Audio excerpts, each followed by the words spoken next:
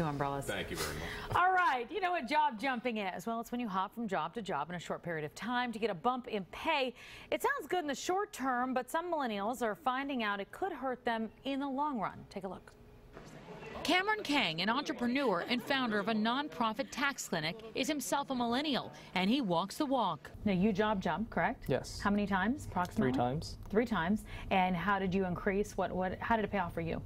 It was great. The first time I jumped, I got like a $10,000 raise, which for me was a little bit more than 20%. I did it again, every so often, like generally within 2 years, and every single time I received at least a $10,000 raise, and I didn't really hurt myself for it. Millennials are between the ages of 17 and 37, and they're at the forefront of what's called job jumping. They've got no interest in being trapped in a painfully slow ascent up the corporate ladder. But the question is, can that hurt them? The baby boomer who is interviewing a millennial might look down on that resume and say, you've been job hopping every 2 years. From the millennials' point of view, they see opportunity each time they move. I think across all the generations, people are looking for growth and development. And if they don't find it where they are going to go someplace else. If you are able to get a new job, you must have something there. You must have a skill. You must have some kind of ability to prove yourself and to succeed and go for a better job. So what about the issue of loyalty? As a business owner, I have spent money training you for 2 years, and then suddenly something that's a little bit shinier and brighter, again, my perception, you walk off and say bye-bye. Cameron's response? Match the offer. Replacing a worker can cost anywhere from $15,000 to $25,000 per employee. It just might be as cost-effective to give someone more money and more ways to grow.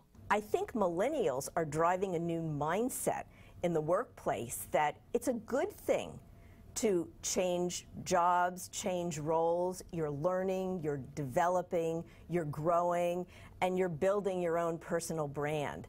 So I see a rainbow out there for everybody that wants to grow and develop new skills.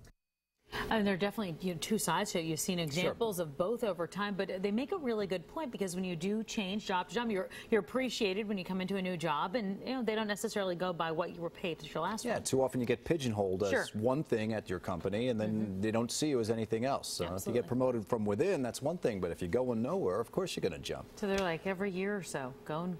Sounds like a plan, team. And don't leave too much. Don't decorate the walls in your office, right? All right, moving on. Despite the popularity of the Netflix show, one sheriff in Michigan now making it clear that orange is not the new black in his jail. To prove it, he's making his inmates change their clothes.